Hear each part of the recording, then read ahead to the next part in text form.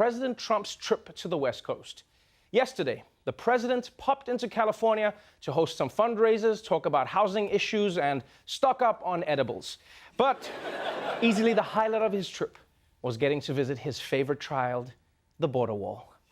President Trump took time from a fundraising trip to visit a chunk of border wall in Otay Mesa, California. He met with several construction workers and was invited to sign the wall, which he did with a Sharpie. He boasted about the wall, calling it the Rolls-Royce of border barriers. It's designed to absorb heat, so it's extremely hot. The wall is, you won't be able to touch it. So if they're going to climb it, they're going to have to bring hoses and water, and we don't know where they're going to hook it up because there's not a lot of water out here. If you think you're going to cut it with a blowtorch, that doesn't work because you hit concrete. This wall can't be climbed. This is very, very hard. We had 20 mountain climbers. That's all they do. They love to climb mountains. And this was the one that was hardest to climb. And so begins season 1 of Mexican Ninja Warrior.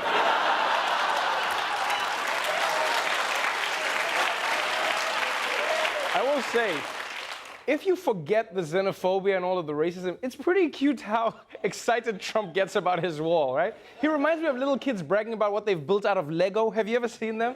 You know, they'd be like, it's super strong, and this is for the policemen, and they can't break it, and this one shoots the lasers, and there's a booby trap for when the Mexicans come. It's also funny how Trump signed the wall with a Sharpie. Like, he's worried we're not going to know who built it. Like, this man is so insecure. No other president physically signs their accomplishments. Like Abraham Lincoln didn't go up to the slaves like, you're free. Now hold still, hold still. There you go. Now, the problem for Trump is that sometimes his enthusiasm actually gets him in trouble because he gets carried away and he says secrets that he's not supposed to.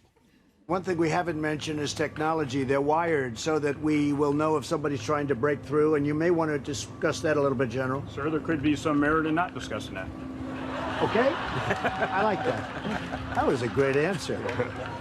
I'll just tell you they're wired, okay? They're wired. Again! Tell me that's not adorable. Trump is so excited about the wall that people have to stop him from explaining its weaknesses. He's like, there's a door that opens. If you cut the wire right here, you cut the right wire. But we won't tell them it's the red one. We won't tell them. And kudos to that guard. This is so slick. There could be some merit in not discussing that, sir. That is the nicest way I've ever heard someone say, shut the up. That's what that was.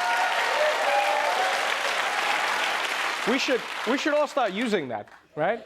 Yeah, next time you tell your boss that you missed work for a funeral and your coworker's like, but you said you were at the beach. You could be like, there could be some merit in not discussing that, Bob. All right, let's move on to an alarming new report about air travel.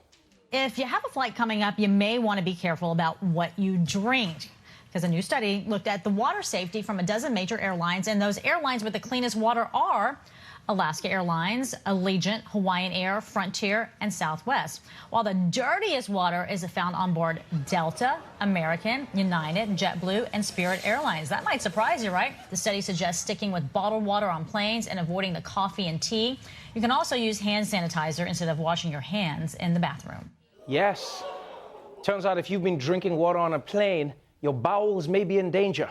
And honestly, this was surprising to me, because I always knew that the water in the bathroom wasn't for drinking, right? You use that to wash your feet. But I didn't know that the water they serve you can also be dirty. Like, how does it get that bad? Like, do they take the hot towels from business class and squeeze the water into cups for economy? Is that what they do? You're just like, what does that taste? Sir, that is the taste of success. And that list was pretty interesting as well. You've got Alaskan at the top, and then all the way at the bottom is Spirit Airlines. And I know some people think Spirit should be ashamed that they're number 10, but to be honest, I was impressed that they have water on their flights. Yeah, normally the only refreshments on Spirit are your own tears of regret. Spirit Airlines, our water is the least of your problems. And finally,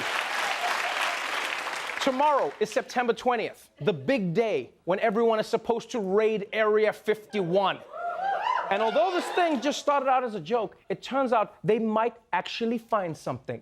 The U.S. Navy now confirms UFO videos made public by the New York Times and a UFO research group back in 2017 are the real deal. Images of that rotating thing captured by U.S. Navy aircraft. sensors locking in on the target. Commander David Fravor saw it firsthand during a training mission, describing it like a 40-foot-long tic-tac. The ability to hover over the water and then start a vertical climb from basically zero up towards about 12,000 feet and then accelerate in less than 2 seconds and disappear is something I had never seen in my life. The Navy says it still doesn't know what the objects are, and officials aren't speculating. Holy shit. I hope that's a UFO, because if it's a giant tic-tac, that's even creepier. What, a giant tic-tac that's flying around the sky? But you guys understand what's happening here? The US government is officially confirming, that in 2017, the Navy saw a UFO. And I really hope it isn't aliens, because it would be a really bad time for them to visit Earth.